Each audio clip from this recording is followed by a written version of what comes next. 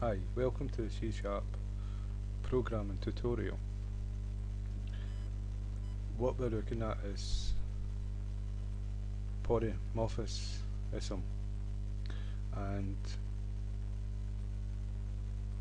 we've already looked at inheritance. Inherit a class. We've got a dog class, a poodle and a pit bull. The pit bull and the poodle both inherit the dog class, because the dog is a general dog.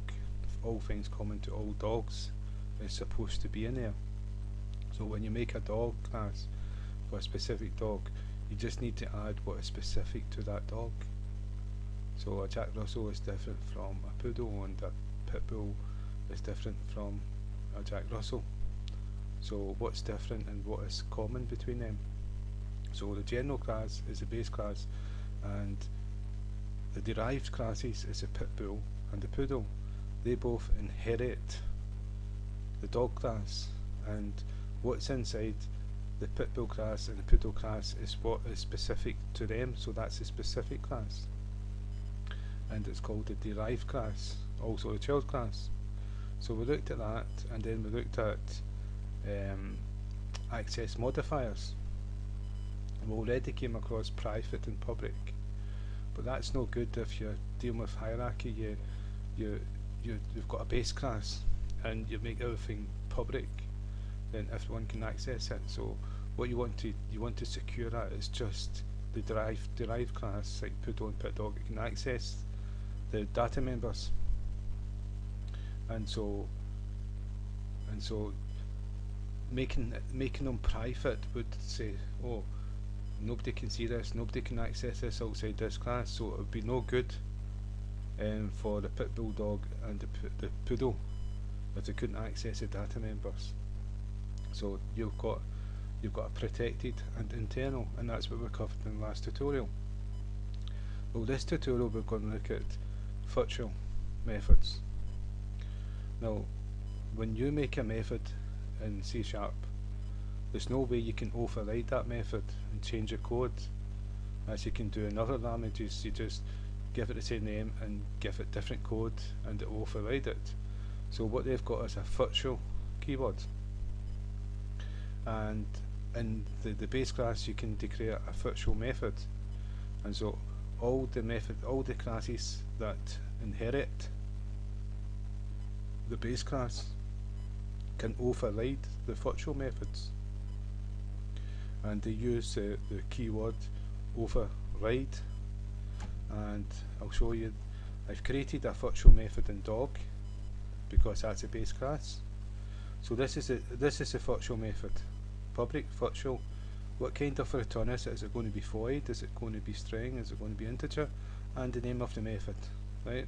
And so this is dog type. So each dog is going, like pit bull is going to be dog type pit bull, poodle is going to be dog type poodle, Jack Russell is going to be like Jack Russell.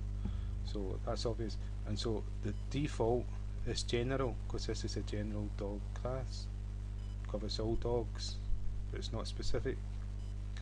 And so you declare it that way, the way you would normally declare a method that's in the class but outside the constructors. And so when you go to like poodle, you outside the constructor, that's the constructor here to there, outside the constructor but in the class, if you type override space, yeah, it's spelled right, 2 space, it will give you a whole list of what you can override inside this class, and it's not showing the dog one for some reason, so I'm not too sure about that. Override string dog type, yeah, duplicate, yeah, modifier, yeah. What it is, because I've already done this, so if I take this away, well, I hope this works. So, right, now you can see dog types already. Now we can access dog type, and it's telling you dog type is in dog class. So if I double click it, it's put the whole method in side. And so what it's done is put in the default base is the dog class dot dog type, and if we run the program, general is printed out because that's the default.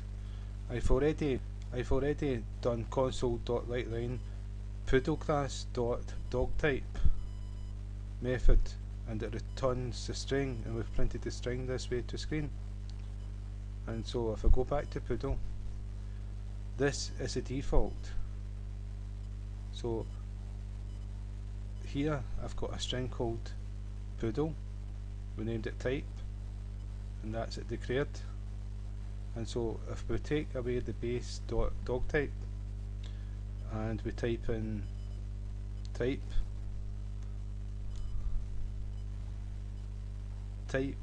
is a string called poodle.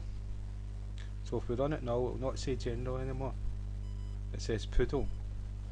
Now if we go over to pitbull, right, we've got override string dog type, and I've returned the string pitbull.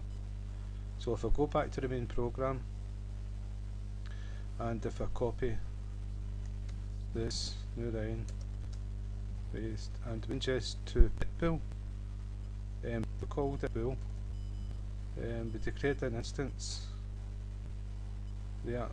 pitbull bull equals new pitbull, and so now it will print out what's returned,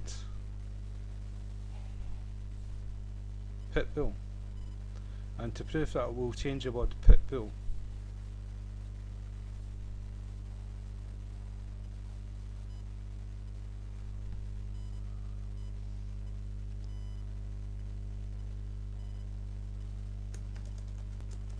So madman's dog. There you go. And so that's one method that gets overridden with other methods, other classes. And so one method for all the different classes behaving differently. And so we can completely change all the code in each different one.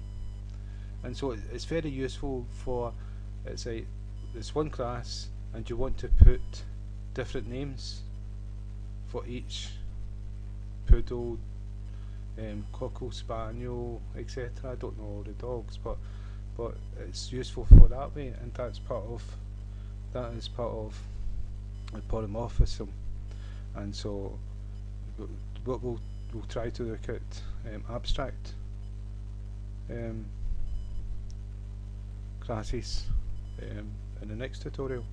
So thank you for your time, and I hope if that's even helped one person, it's worthwhile. So thank you.